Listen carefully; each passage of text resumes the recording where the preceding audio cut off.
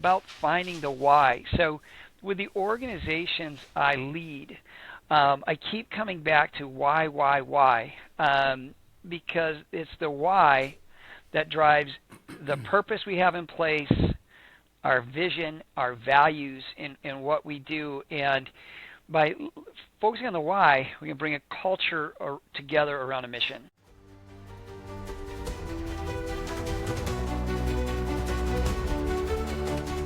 Welcome to the Loyalty by Leadership podcast, where I, Darrell Moon, your host, interview people who have been inspired by leaders, as well as leaders who strive to inspire, where we discuss leadership insights and strategies that add value and create loyalty.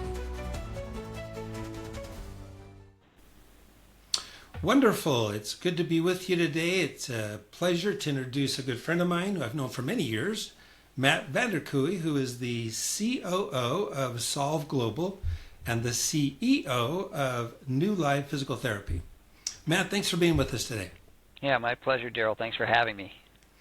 So why don't we start off, Matt, by sharing some experiences you've had with people you've known, family, friends, colleagues, business leaders, that you have identified and seen leadership strategies that built loyalty in you. Let's start there. Just share maybe some experiences you've had over the years that created a sense of loyalty for you. Yeah. So for me, my background is I'm a physical therapist, so I'm a clinician at heart.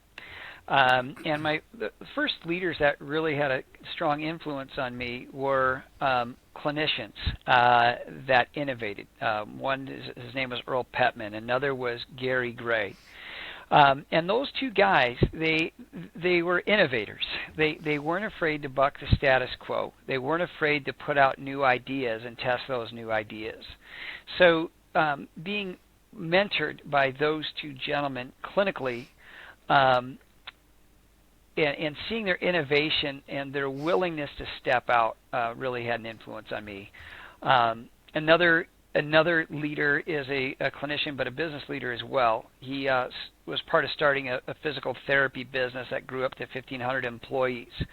And he's been a leader and a mentor of mine. And the things that, from a leadership standpoint, that inspired loyalty in me was the ability to innovate, but then to share personal experiences and things he learned on his journey freely. And that was another thing that has drawn loyalty for me. Go into a little bit more detail. When you say share personal, what do you mean by that? Like, how did that, and what kind of examples of him being willing to share maybe his vulnerability or his personal stories helped you connect with him and made you feel loyal? Yeah, so some of the examples were really what worked and what didn't work as they grew that company. So the vulnerability, I think, is huge, and that's something Gary Gray too, as a clinician, sharing struggle, sharing successes and failures. That vulnerability, I think, is important for a leader to have, and has grown some loyalty in me towards those folks. I love that. I listened to the book 1776 just this last week. And I've always thought of this George Washington, perfect leader, father of our country, great success on battlefield, led the revolution. And almost the entire book was the year of 1776 with one failure after another failure after another.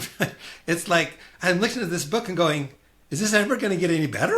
This poor guy is failing at everything he does and totally embarrassed and the book goes on about how the fact that George Washington didn't start out as a perfect leader and never was, but he was vulnerable. He was willing to admit, he was willing to open up his, glean insight from other people. And anyway, I just found that book to be incredibly awakening to this person that we think of with these big statues on the mountains as this great leader, that he had his faults. He made a lot of big mistakes.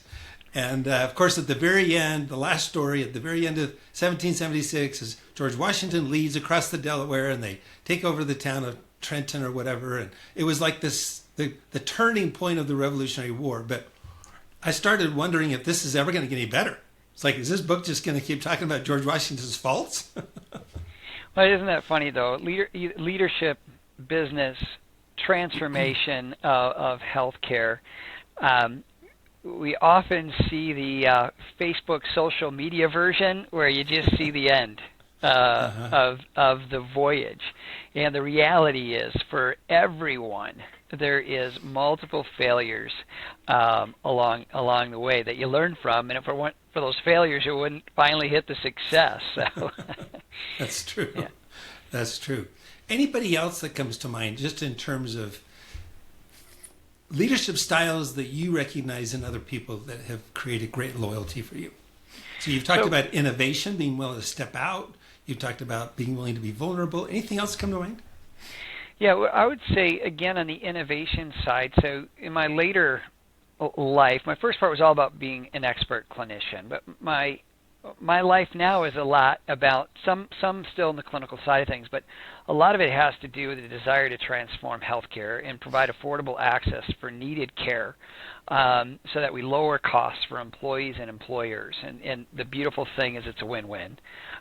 So those folks that have innovated in that space, and I would say this is going to look like I'm sucking up here, Darrell, but Dave Chase and yourself, the fact that you tirelessly work on trying to innovate in this employer space. So Dave, with what he's doing with Health Rosetta, with working on the broker side of things, your unique positioning with CEOs around the country, both of you are working tirelessly not stopping the transformation that's desperately needed. So it's not just being innovative, it's willing to fail 20 years. It's willing to take the time and keep coming back to it, and not giving up. So that on the innovation side, I've got clinical and business leaders, and you being one of those. So thanks for your leadership on this. You're kind. Darrell. Thank you. So then, in regards to the companies that I lead, what leadership things have really influenced me there? One thing I would say early on, as I tried to learn how to lead, leading is a journey. I had a lot to learn, still do. But Simon Sinek, when he talks about the why, my background also is I'm a Christian, and if you're of the Christian faith, that everything you do is supposed to be motivated by the why of the gospel. It's about finding the why. So with the organizations I lead, I keep coming back to why, because it's the why that drives the purpose we have in place, our vision, our values, in what we do. And by focusing on the why, we can bring a culture together around a mission.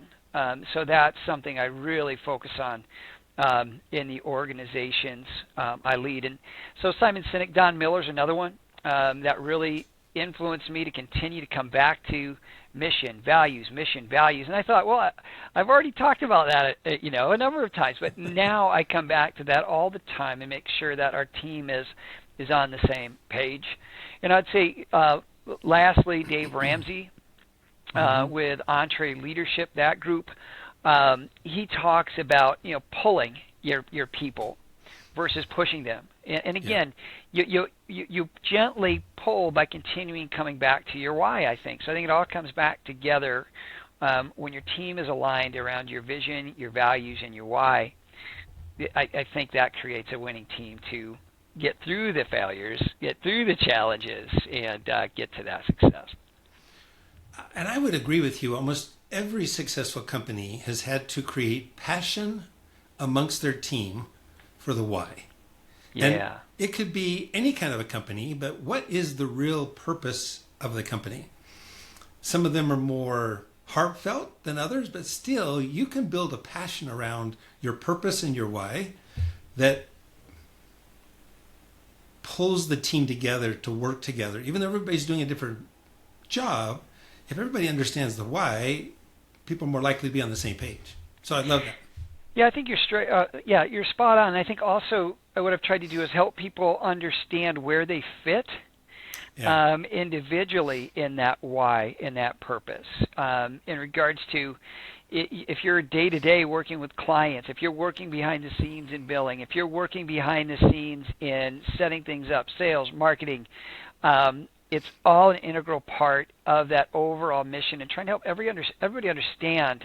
There's different body parts, so to speak, in the body, but all of us are trying to go the same direction, and all of us are integral. It's something else I've tried to do. Thanks for sharing those 3 examples of good leadership or leaders who have kind of led the leadership path. Those are great examples.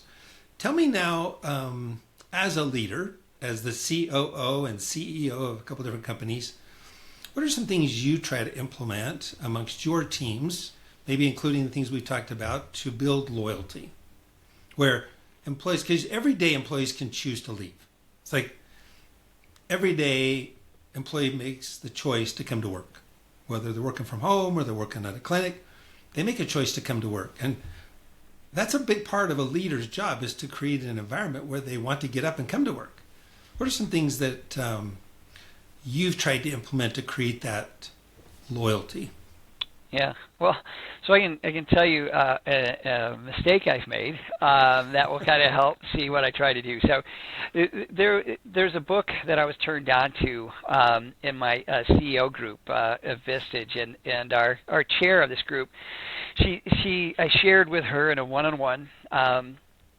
And those one-on-ones are very helpful, by the way. One of the challenges I was having, and she, asked questions without pointing out exactly what I was doing wrong. She just kind of pointed things out and suggested a book for me to read, and it was Leadership and Self-Deception. And in that book, it talks about thinking outside the box and inside the box, but the mindset of it needs to change from thinking negatively about that person that's creating what you see as a problem, to thinking about that individual person. Okay, this person in front of me has their own uniques, wants, desires, and goals. And I need to recognize what those things are so that I can personally help this person on their journey fit within our corporate journey. Yeah. So it's trying to create and understand that each person individual with their own goals, their own barriers, and their own concerns. So that's one of the things that we've tried to do in our companies, and that's why we have one-on-ones, so that we're staying in touch with our people and some of those things. So that's what I would say one of the things has been very helpful. So we have regular, the other thing I would say for success in our organization that we've worked with is making sure that we lay out a clear path and a clear direction. So the book Traction by Wickman, I think Wickman, did I get the name right? It really talks about that you want to set out, or another one is the WIG concept, but it's basically setting your. This is our company's strategic priorities this year. Lay them out 3 to 5, and then what are our goals going to be this quarter? 3 to 5 goals that we're going to work for, and then what is each person's individual contribution? And they're called big rocks. What are the 3 to 5 big rocks they're going to do this quarter to meet those goals? So that's one of the things we focus on, and another is that every employee knows what winning looks like.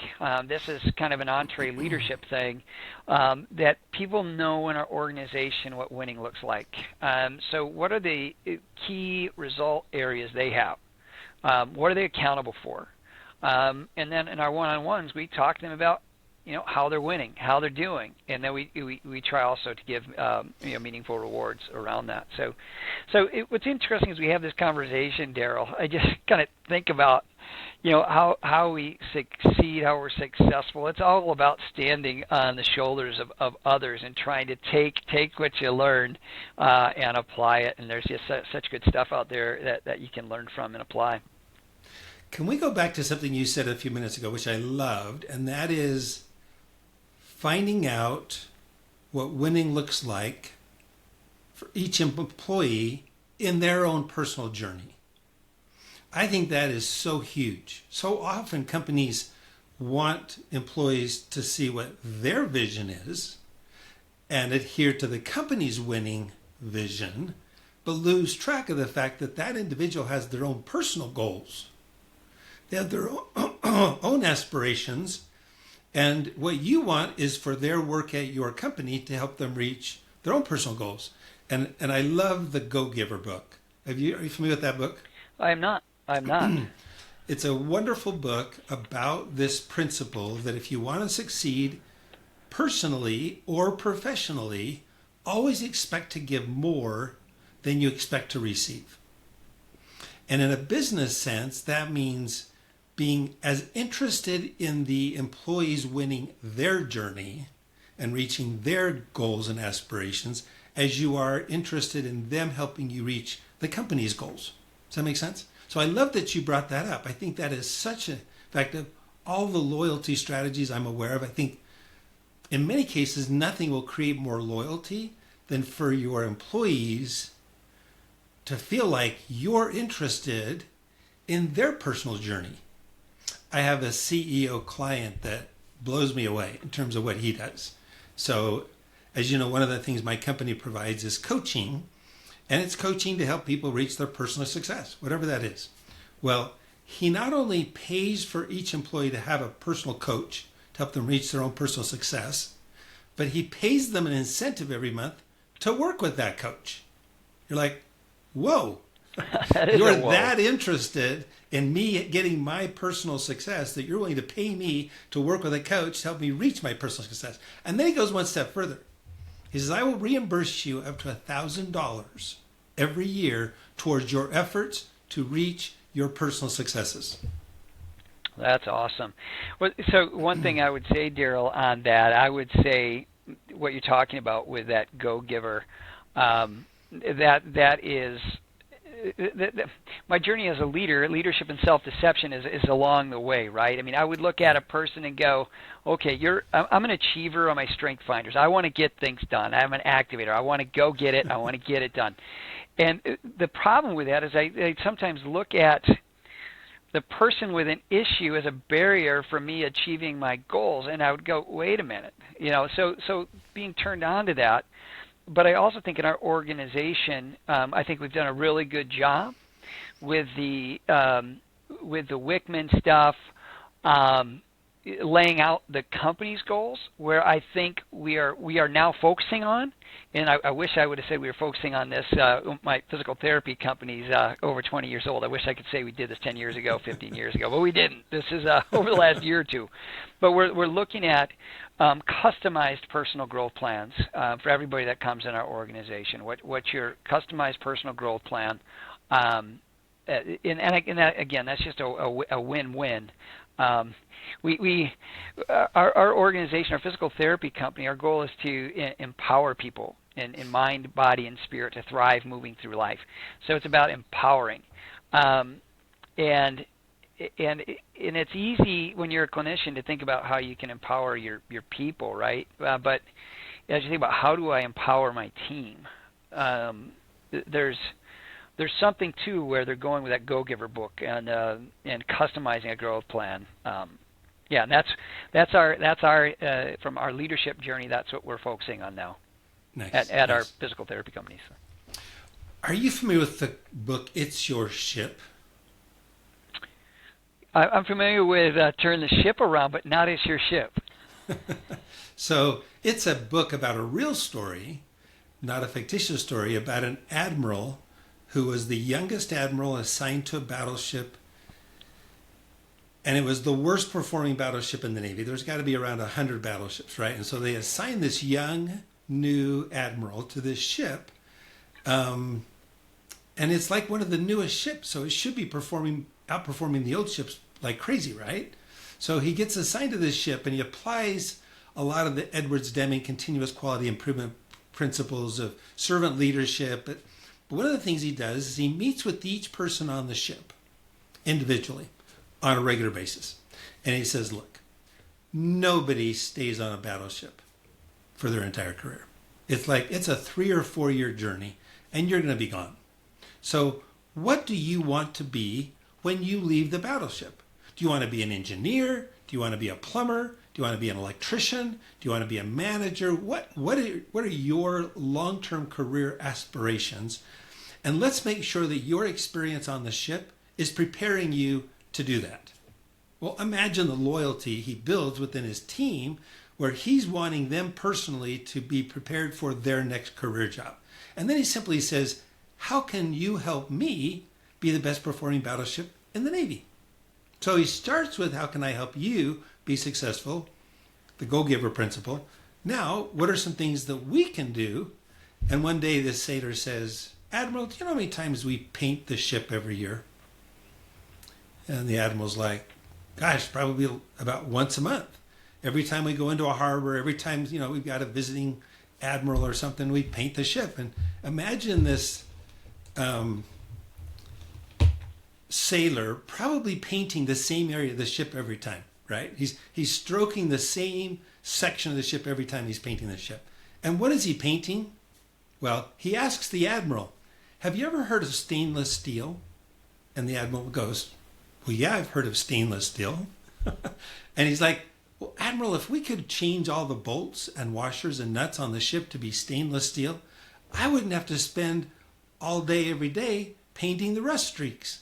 So this admiral, instead of saying, well, that's a dumb idea, I can't change the bolts, nuts, and washers to stainless steel on the ship overnight, we just have to take the ship like we get it, said, no, let's over time, let's see if we can't change out the bolts, the washers, and the nuts on this ship so that we can spend less time painting the ship, which he did. And he put all that extra time that all of his sailors were spending painting the ship into becoming the best performing battleship in the Navy. It's a great story of, again, think about what's in the best interest of your people, and they're going to be more likely to help you in your overall goals. It's a great story. It's a true story too. It's interesting. In our physical therapy company, there's something that I just completed recently. I did CEO meetings with everybody on our team. Nice. And I had specifically, I just wanted to meet with all of them and say, I'm not here to do, your one-on-one talking about little things operationally. I want to know from you, what do you think we're doing well? What do you think we should do better? And what questions do you have that you just want to ask? Why do we do that? But that was really eye-opening because it does get you to see, okay, what things would empower our team more. Yeah. And it's going to help the whole organization. We can help their lives get better, and we're going to function better. It was just really, it's another thing you go, what did I wait so long to do this for?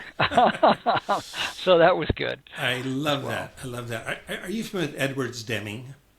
Yeah, the father of continuous quality improvement, Kaizen, Six Sigma, total quality management. It's all coming out of his.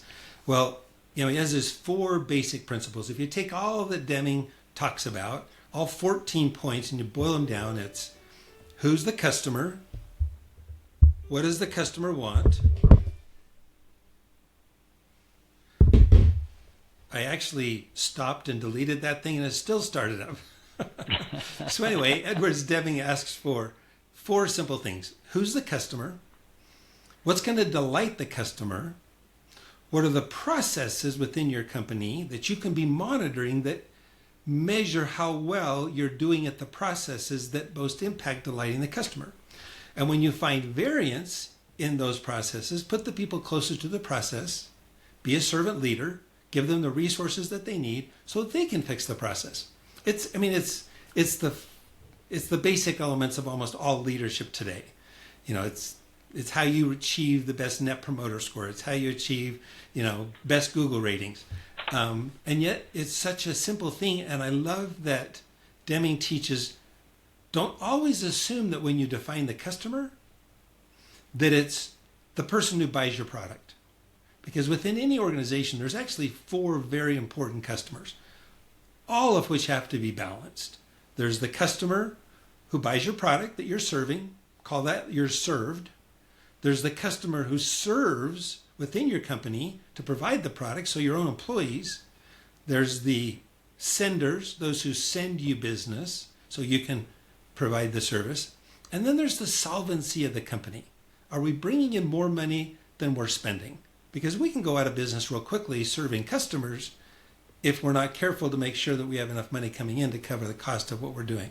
So I love the balance of those four customers and how each of those four customer categories can use the very same strategy of what do they want, what's going to delight them, inspire them, engage them, what are the processes you can measure, and then get the people closer to the process to improve the process. Yeah, no, that's good.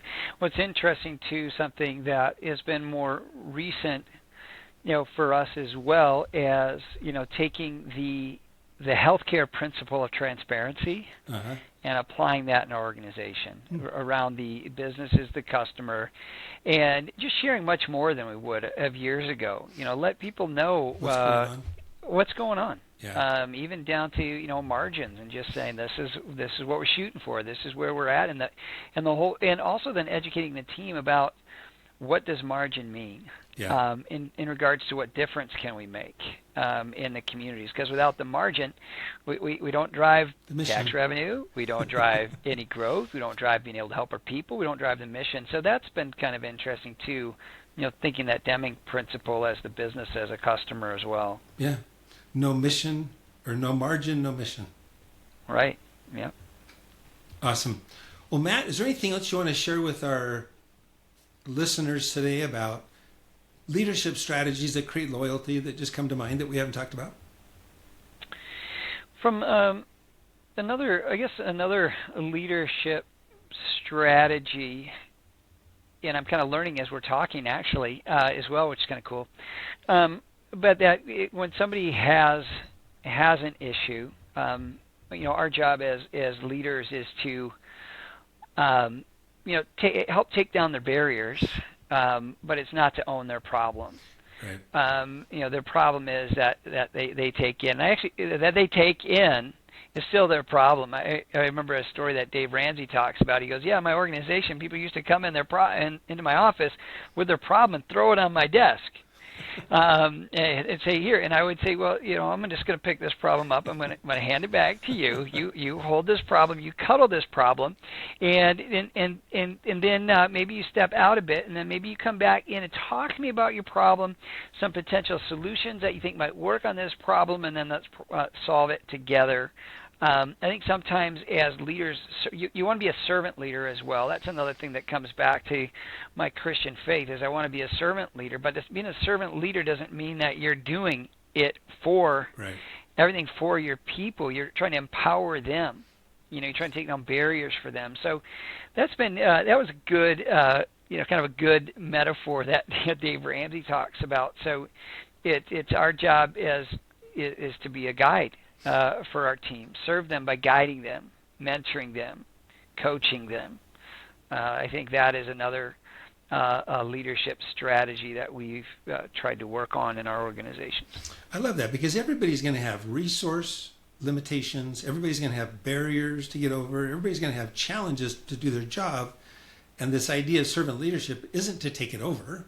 It's not to say dump your problem on my desk, but how can I, from my perspective, allocate the resources that you need, eliminate the barriers that are getting in your way to help you be successful at your job. Right. Well, Matt, why don't we give you a chance to spend a couple of minutes just sharing what your companies do so that people understand and maybe how to reach you. Okay, yeah, that sounds good. So my journey as a healthcare provider started out as a physical therapist for a healthcare institution. I joined the healthcare institution for the reason of it was a community-based healthcare system that seemed to have the right ideas, right thoughts in mind with taking care of their people. I left that organization because I saw a shift in healthcare, and that shift became in this organization, and I see it all over, it became about the dollar, not about the mission. And I was like, well, I can't create the difference in lives that I wanted to by being in this organization. So I started a private practice in physical therapy. And then what I realized that as I'm in my community and I'm sitting in my private practice, there's so many people that we're not getting to, we're not helping them. Mm-hmm. So then I was like, we've got to go to where the people are. So that's where Solve Global came about. So Solve Global is a system, and it's a system that's all about finding and fixing the root causes of spine, shoulder, arm, and leg pain. And we prevent the costly health care and work comp claims that those things drive. So that's our system. Our system is all about solving the problem of musculoskeletal disorders, or again, shoulder, spine, arm pain, and we do it by, instead of being reactive, finding and fixing root causes. I mean, that's kind of the frustration when you're in a physical therapy private practice is you sit in the practice and you wait for a referral to come in, and by the time they've come in to see you, they've already been to the ER, the urgent care, in an MRI machine, got an opioid prescription and maybe an injection, and even worse, maybe a surgery, and they've never had care that could have prevented all that to begin with. So physical therapy clinics and rehab is really all about helping things heal. But what we're trying to do with Solve Global is find and fix root causes. When you find and fix root causes, we don't have costly claims on the backside. And it's been incredibly rewarding. We first started this journey, our first client, we started working with them in 2005. There was an HR director that believed in what we were doing. And we were piloting and beta testing our Solve methodologies. And then we started working with that company. And then we started working with this company called Breakbush Brothers in 2007. And I got to work alongside this very proactive safety director, who is now the director of benefits and safety at Breakbush.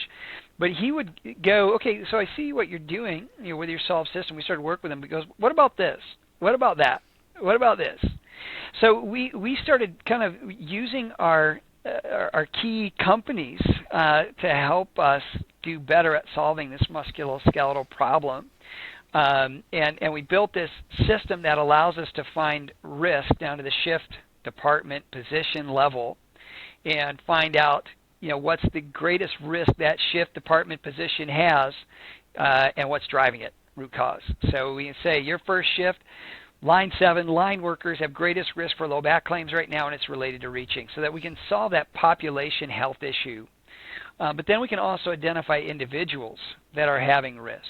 And instead of waiting for them to go into the medical industrial complex, we actually reach out to them and say, hey, I see that you're having some issues. Can we help you? And then we reach out to them, and it's great. So when we talk about the companies we've been working with over the decades, Cardinal Glass is one, Breakbush Brothers is another. We're at 7-figure savings for these companies, and it's all about finding and fixing causes. When you find and fix causes, you get people the right care at the right time with the right provider, and that we're not wasting dollars. And the beauty is you're giving people affordable access to the care that they need, and it lowers the company cost. And I think the key to actually a strategy also in our healthcare strategy is not just to offer it, but what engagement are you getting in your healthcare strategy? In the musculoskeletal space, there's all kinds of offerings now. There's the swords, there's the hinges, there's these virtual platforms. If you look at the engagement rates, I have not seen one that's been over 10%. And we know that in our population, we have 50% of folks, and many populations are having issues. So unless we're getting to 50% plus in a population, we're really not addressing risk. Yep. We're really not getting to all the people that need it. And that's where our Solve Global systems kind of crack the nut to get us the engagement proactively upstream.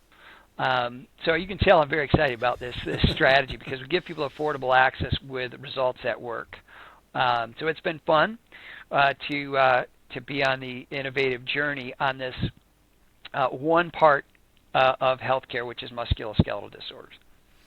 Matt, I want to emphasize one piece of that, and that is that you mentioned it's not just about making money, fixing problems, but actually helping the company save money by getting in front of the problem and preventing it from happening in the first place. That's a very difficult transition within healthcare. Most healthcare makes more money the more people get sick.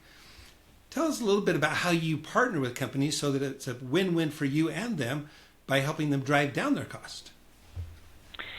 Yeah, so one of the things that it's hard for traditional buyers in companies to understand is purchasing. I'm purchasing and hoping it works out well. And what we talk to companies about is what we're actually doing is reallocating money you're already spending.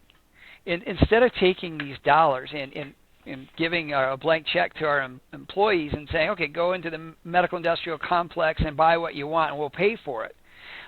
We're switching it. Companies are saying instead of taking all our dollars going there, we're going to take a small portion of our dollars and we're going to put it into this proactive strategy where we are actually, and it's a primary care strategy is what it is. The companies like Breakbush, they have primary care strategy that all started with musculoskeletal actually in 2007. But where we're at now, the savings from musculoskeletal help drive other initiatives. So now we have a primary care team. And the primary care team is musculoskeletal. That's what we do at Solve Global. We work alongside another company that delivers the internal health primary care, and then there's a behavioral health partner as well.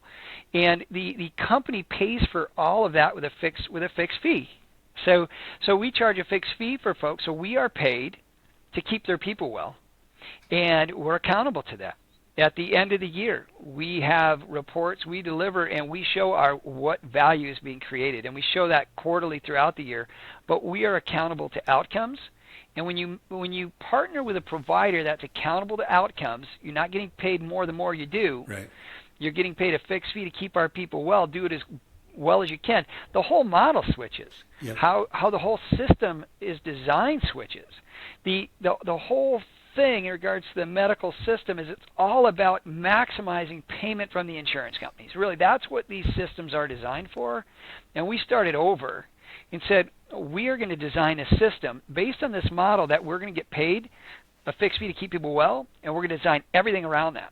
And it's about efficiencies of managing a population and keeping them well. Yeah, you've talked about that, Darrell, with the Nuka Health model. That it's we're building it around people, and we're building a model around keeping people well. Clayton Christensen talks about this in his book, Innovator's Prescription. But that's the win, is partnering with employers that we have a goal together where we're going to get to, and then we talk collaboratively about meeting that goal. Now, I would say another thing that's really, really important for success is that the relationships that we have with our employers is not a vendor relationship. Yeah, come in and provide this benefit. Away you go. It's a collaborative relationship where we're a healthcare strategy working alongside the employer collaboratively to create goals together, and that's where it's really exciting. I mean, this morning I was working with Dan Ludwig from Breakbush Brothers that I've worked alongside since 2007. What were we doing? We were innovating around some of the other plants that we're now working with outside of Wisconsin, which is where we started. And we're still innovating today, all these years later, but it's around joint value creation and it's about the employer, the employee, and you know, our business Solve Global. When we do these things well, we all win, and that's how healthcare can work. Well, and I just want to emphasize that idea of primary care, the front door of healthcare, not being misaligned, but being aligned. The idea of saying, let's invest a flat amount of money into aligning with the provider who's not getting paid based on the number of services they do, but rather keeping people healthy. Boy, it makes all the difference in the world. When the emphasis is on preventative primary care that's based on relationships and is not incented to do more work, it's amazing what can happen. Yeah, it's huge. It's huge. And one of the things that I think has been huge with the success at Breakbush, and this is where I think companies can get tripped up a bit, is that it's about a primary care team, not a primary care provider at the tip of the spear.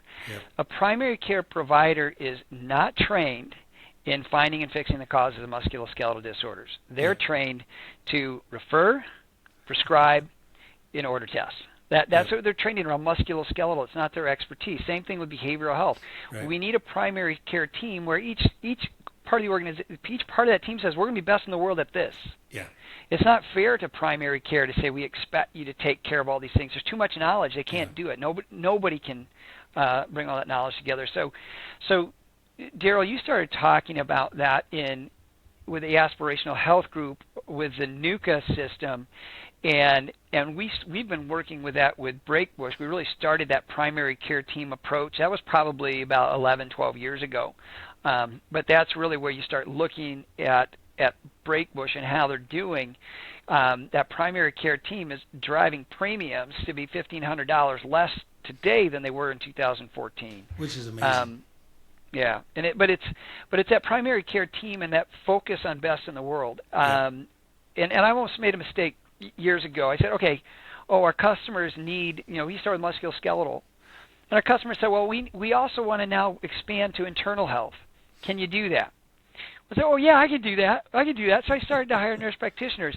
And then I went, okay, I'm really being hypocritical here. I've been criticizing health systems for being all things for everybody, for spending $10 for every dollar they take in because they're trying to be all things for everybody. I'm like, well, what am I doing? What are we best in the world at? It's not internal health. It's not behavioral health. It's musculoskeletal health, and we are going to partner with other collaborators that specialize there. Yeah. So I think companies can really go so far by hiring the collaborators that are best in the world at what they do, as opposed to trying to be all things for everybody. Yeah. Well, and that's exactly what the best healthcare system in the world did. The NUCA system of care created a team with what they describe as a massively powerful primary care system with all the elements that's needed. And then they went one step further and said, these 3 or 4 people that are part of this team are going to, first and foremost, be your friend. They're going to build relationships with you, coach you along the way, help you reach your life's dreams and aspirations. You now have a relationship with them, so you can access this massively powerful team through people that you trust. And that's the beauty of the aspirational model. I think you hit on something, Darrell, that is huge. It's the relationship and the trust. That is the key, and that's the other challenge. If you're, just one primary care provider trying to be all things for everybody, to build that relationship is harder. But it is so cool. I mean, there's the company that we've worked at for since 2005.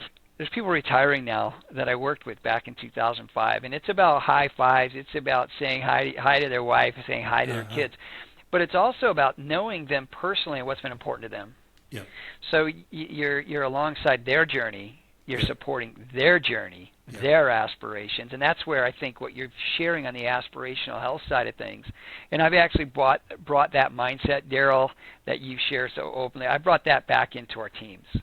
That I work with, and I brought back that I don't ever want to hear non-compliant. That was from I first heard that from the NUCA gentleman that you brought in.